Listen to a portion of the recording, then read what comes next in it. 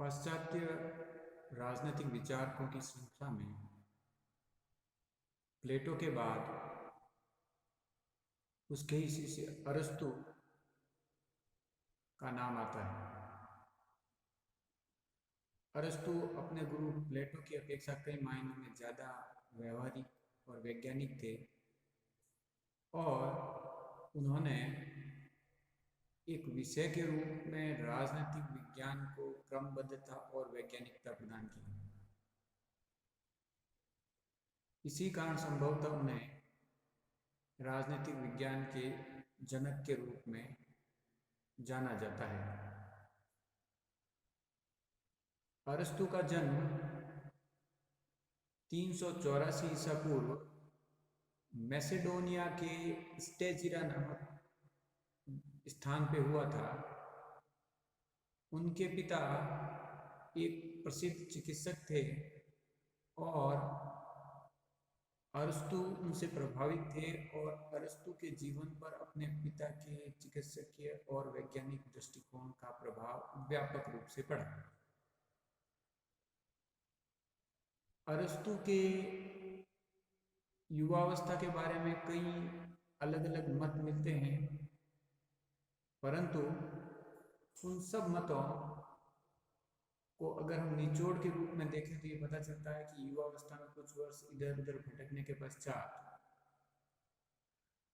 अंततः वह प्लेटो की अकादमी में पहुंचे और वहां उन्होंने विस्तृत अध्ययन किया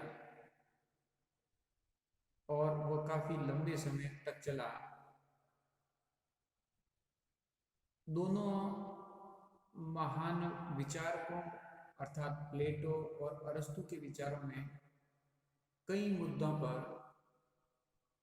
काफी बड़ा मतभेद था, परंतु उसके बाद भी दोनों एक दूसरे का पूर्ण सम्मान करते थे।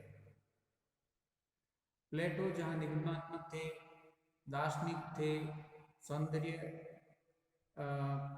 शास्त्र के समर्थक थे, उनकी शैली काव्यात्मक थी, संवाद शैली पर आधारित थे, जबकि अरस्तु उनके विपरीत थे। अरस्तु की शैली आगमनात्मक विश्लेषणात्मक थी, वह निबंधात्मक स्वरूप में लिखते थे, न कि संवादात्मक शैली में। और राज्य, परिवार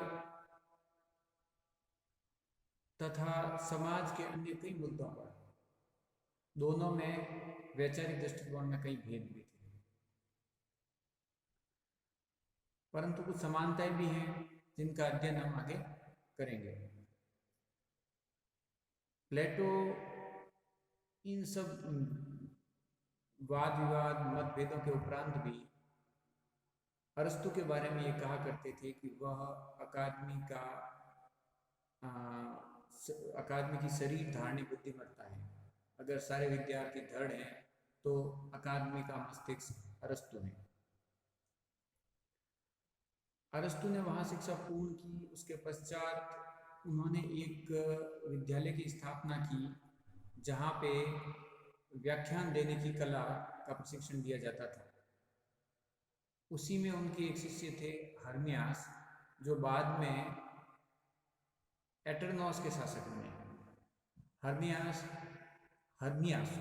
हर्मियास अपने गुरु से प्रभावित थे।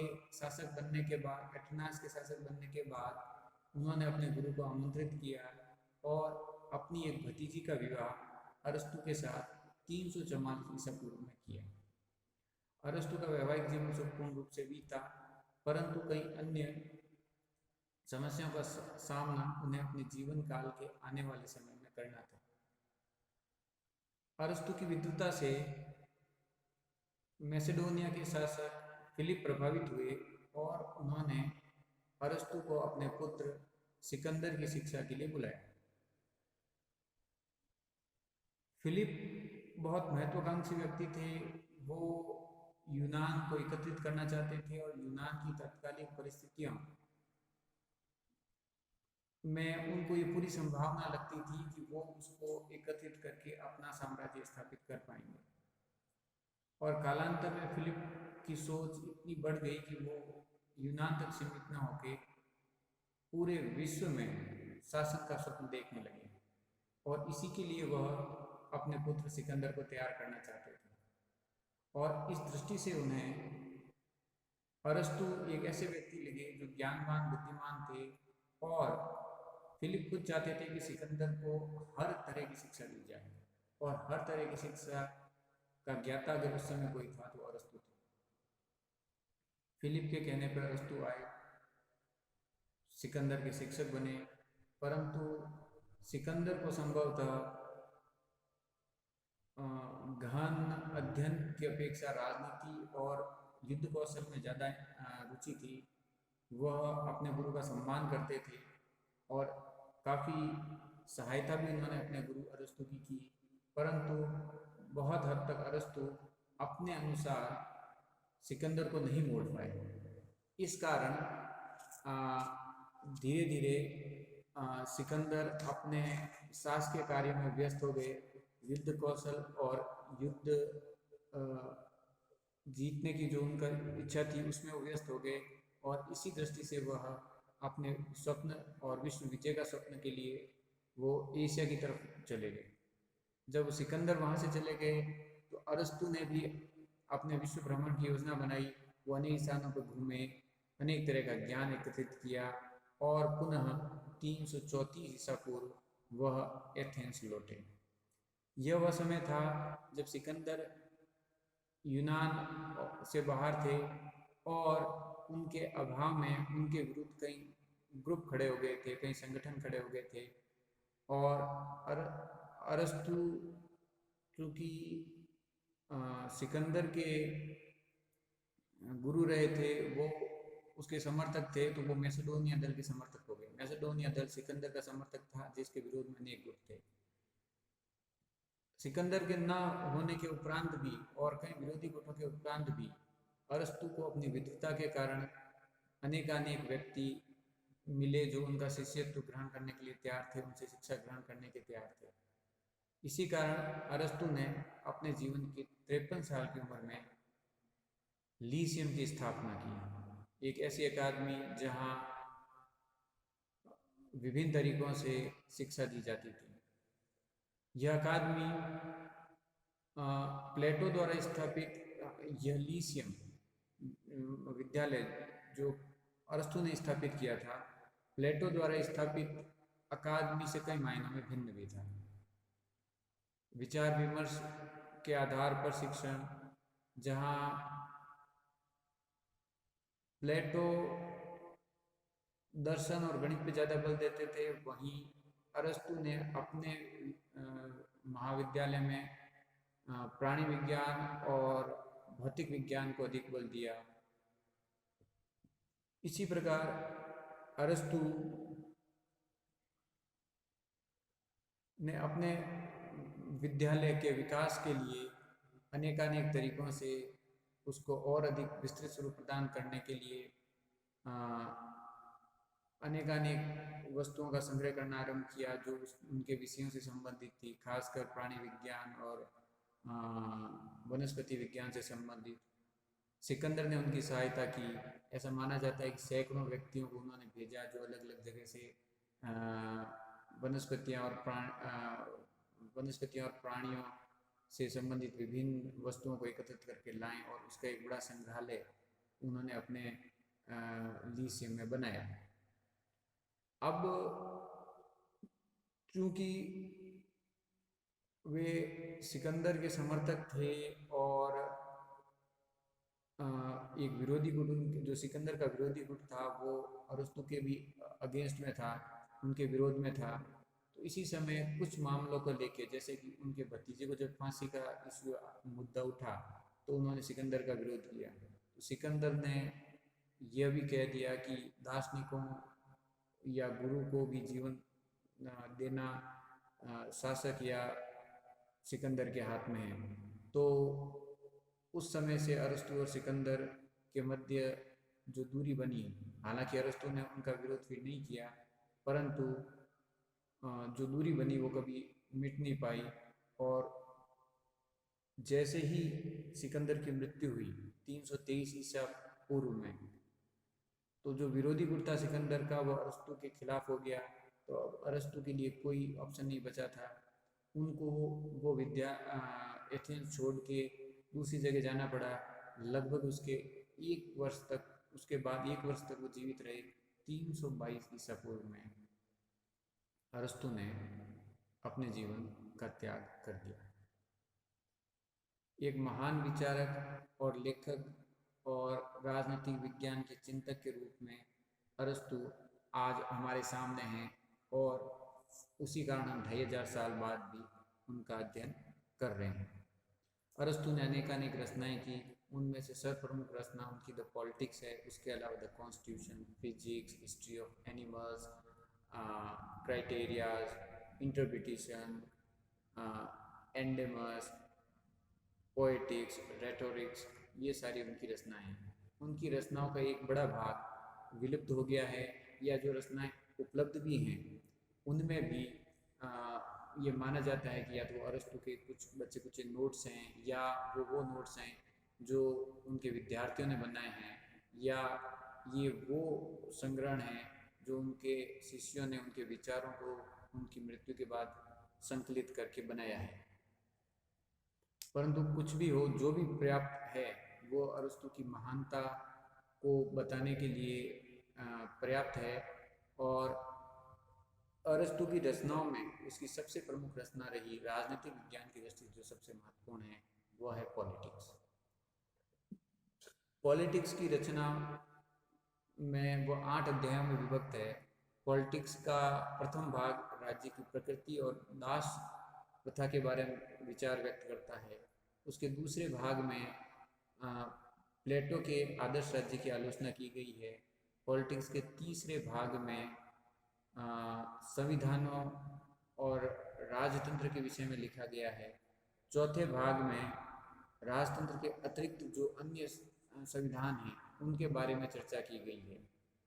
पांचवें और छठे भाग में क्रांति के बारे में अरस्तु ने लिखा है, और सातवें और आठवें भाग में आदर्श राज्य और उसके संविधान के बारे में विचार व्यक्त किए गए हैं। पॉलिटिक्स के अलावा उनकी अन्य कई महत्वपूर्ण रचनाएं हैं जो भी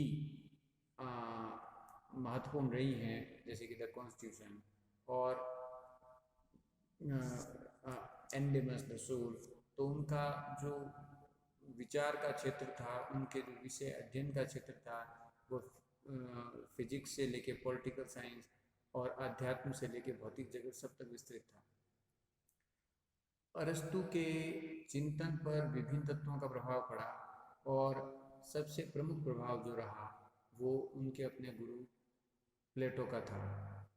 हजारों मतभेद रहे होंगे, विचारों में अंतर रहा होगा, परंतु एक तरह से अरस्तु ने भी प्लेटो को प्रभावित किया और प्लेटो ने भी अरस्तु को प्रभावित किया, और दोनों में विरोध होते हुए भी दोनों ने एक दूसरे का सम्मान किया, और यही दोनों की विद्वता और सच्चे दार्शनिक होने की पहचान है। जब हम अरस्तु पर और अरस्तु के चिंतन पर प्लेटो के प्रभाव की बात करते हैं, तो हम देखते हैं कि लॉज का एक बहुत बड़ा जो विचार संग्रह है उससे अरस्तु प्रभावित है। लॉज प्लेटो के जीवन की अंतिम रचना थी, उनके अवसान काल से पूर्व लिखी जाने वाली थी, और उसमें जो उन्होंने विचार व्यक्त किए उससे अरस्तु प्रभावित थे। रिपब्लिक एक कल्पना थी प्लेटो की, आदर्श राज्य के बारे में, दार्शनिक शासक के बारे में, साम्यवादी योजना के बारे में। परंतु जब प्लेटो को लगा कि यह प्राप्ति संभव नहीं है और इन आदर्शों को प्राप्त नहीं किया जा सकता, तो वो वास्तविक जगत पे आए और उन्होंने फिर लॉज की रचना की। इसी लॉज की रचना का प्रभाव अरस्तु पे पड़ा। लॉज में जिस आदर्श राज्य के बारे में बात की गई है, जिस परिवार संरचना की बात की गई है, उसी की बात अरस्तु भी करते हैं। दोनों ये मानते हैं कि युद्ध लक्ष्य नहीं है, वह शांति स्थापना का एक आधार है। इसी प्रकार मिश्रित संविधान की संकल्पना जो प्लेटो ने की थी लॉज के समय, उसी की संकल्पना को अरस्तु स्वीकार करते हुए उसे कुछ परिवर्तनों के साथ अपनाते हैं। और जो आदर्श राज्य का वर्णन किया गया है उसी से सहमति भी प्लेटो के आदर्श राज्य का वर्णन जो लॉज में किया गया उससे काफ़ी हद तक सहमति अरस्तु रखते हैं। अतः प्लेटो का प्रभाव अरस्तु पे रहा। उसके अलावा तात्कालीन जो यूनान में परिस्थितियाँ थी वह कई छोटे छोटे नगर राज्यों में विभाजित था, वहाँ पे व्यक्तिगत हितों की प्रधानता थी और अन्य कई ऐसे तत्व थे जिनसे यूनान पतन की तरफ जा रहा था। तो इसने अरस्तु की सोच को प्रभावित किया और अरस्तु को ये लगा कि कुछ न कुछ ऐसा कारण होने चाहिए जो नगर के पतन के कारण है। उन पतन के कारणों का अध्ययन अरस्तु ने किया और उसने पाया कि जो एकता का अभाव है, व्यक्तिगत हित है, वो उनके पतन के कारण है। पर सार इस संदर्भ में यह है कि तत्कालीन यूनान की परिस्थितियों ने भी उनको प्रभावित किया। अरस्तु का जो सबसे बड़ा योगदान उनकी वैज्ञानिक दृष्टि है वह उनको एकाएक नहीं मिल गई, वह उनको पारिवारिक पृष्ठभूमि से मिली। उनका परिवार कई पीढ़ियों से चिकित्सा के क्षेत्र में था और काफ़ी माना हुआ परिवार था और चिकित्सक होने के नाते उनके पिता और अन्य जो रिश्तेदार थे उनसे उन्हें जो वैज्ञानिक दृष्टि मिली वह दृष्टि हमें उनके राजनीतिक विज्ञान के शोध और अन्वेषण और अनुसंधान में दृष्टिगोचर होती है। समकालीन व्यक्तियों में कई ऐसे व्यक्ति थे जैसे हर्मियास हो गया, एंटीपीटर हो गए, जो सिकंदर के जाने के बाद उनका शासन संभाल रहे थे यूनान में, उनसे काफ़ी हद तक प्रभावित थे। उन्होंने अनेक जगहों का भ्रमण भी किया। इन सब चीज़ों का प्रभाव अरस्तु पे पड़ा और उन्हीं के आधार पर काफ़ी हद तक उन्होंने अपने विभिन्न विषयों पर विचार व्यक्त किए। अब अगर हम अरस्तु के अध्ययन पद्धति की बात करें तो अध्ययन पद्धति की दृष्टि से उनकी पद्धति आगमनात्मक थी। आगमनात्मक पद्धति में हम विशेष से सामान्य की ओर बढ़ते हैं। हम प्रत्येक चीज़ का निरीक्षण, परीक्षण, विश्लेषण करते हैं और उसके पश्चात जो सामान्य आधार निकलते हैं उसके आधार पर हम सामान्यीकरण करते हुए एक निष्कर्ष निकालते हैं। यह पद्धति निगमात्मक पद्धति के विपरीत है, जहाँ पे सामान्य से विशेष की ओर बढ़ा जाता है। प्लेटो जहाँ न्याय, सत्य, अधिकारों के बारे में अपनी अवधारणा या पूर्व धारणाओं के आधार पर किसी विषय के बारे में अपना मत रखता है या निष्कर्ष निकालता है, प्लेटो के विपरीत जाते हुए अरस्तु विभिन्न चीज़ों का निरीक्षण करते हुए, बिना पूर्वाग्रह के चीज़ों का निरीक्षण करते हुए, शोध करते हुए, अनुसंधान करते हुए और उनका विश्लेषण करते हुए फिर उनसे जो भी परिणाम निकलता है उसके आधार पर अपना सिद्धांत का निर्माण करते हैं। तो अरस्तु की पद्धति आगमनात्मक होने के नाते वैज्ञानिक है। आगमनात्मक पद्धति के अलावा अरस्तु ने ऐतिहासिक पद्धति का भी उपयोग किया है और उन्हें ऐतिहासिक पद्धति का जनक भी माना जाता है। ऐतिहासिक पद्धति की दृष्टि से अगर हम समझना चाहें तो अरस्तु ने जो 158 संविधान बनाए वो वहाँ तत्कालीन यूनान में और तत्कालीन यूरोप में विद्यमान विभिन्न नगर राज्यों में प्रचलित संविधानों का उन्होंने अध्ययन किया और ऐतिहासिक रूप से संविधानों का अध्ययन करके और उनका वर्गीकरण विश्लेषण किया। तो ऐतिहासिक पद्धति भी अरस्तु ने अपनाई है। इसके अलावा स्वउद्देश्य पद्धति भी कई बार उनकी देखने को मिलती है। स्वउद्देश्य पद्धति का तात्पर्य यह है कि दुनिया में प्रत्येक वस्तु का विषय का अपना महत्व है और वह अपने विशेष उद्देश्य को प्राप्त करने के लिए उस तरफ बढ़ रही है, अपने लक्ष्य की ओर उन्मुख हो रही है। तो अरस्तु इस संदर्भ में जैसे मानते हैं कि परिवार का अपना उद्देश्य है और वह अपना चरम लक्ष्य प्राप्त करने के लिए विकसित हो रही है और परिवार का फिर विस्तृत लक्ष्य या उद्देश्य या चरम लक्ष्य राज्य के रूप में परिणित होना है। तो इस संदर्भ में उन्होंने परिवार के भी अपने उद्देश्य बताए, राज्य के उद्देश्य बताए और विभिन्न वस्तुओं का उस आधार पर विश्लेषण किया। सौदेशी पद्धति के बाद अरस्तु कई जगह सादृश्यता पद्धति का प्रयोग करते हैं। सादृश्यता मतलब साम्यता स्थापित करना, विभिन्न विषयों में अंतर संबंध स्थापित करते हुए और अपने जो तथ्य हैं या जो निष्कर्ष हैं उनको उनके आधार पर समझाना या उनकी उपयोगिता सिद्ध करना। जैसे कि उन्होंने चिकित्सा पद्धति के आधार पर राजनीतिक विज्ञान में राज्य और कई चीज़ों का तुलनात्मक अध्ययन करने का प्रयत्न किया है या सादृश्यता उसमें स्थापित की है। इसी भांति जो कि आगमनात्मक पद्धति से अंतर संबंधी की एक पद्धति है विश्लेषणात्मक पद्धति, उसका भी अरस्तु प्रयोग करते हैं। विश्लेषणात्मक पद्धति में किसी भी वस्तु के जो भी तत्व हैं या अंतर्निहित अंग हैं उनका विश्लेषण किया जाता है, उनका पृथक्कीकरण करके उन अंगों को अलग अलग तरीके से समझा जाता है। जैसे कि राज्य हो गया तो राज्य के विभिन्न अंग परिवार हो गए या अन्य अनेक समूह हो गए, उन समूहों का अध्ययन किया जाता है और उसके आधार पर निष्कर्ष निकाला जाता है।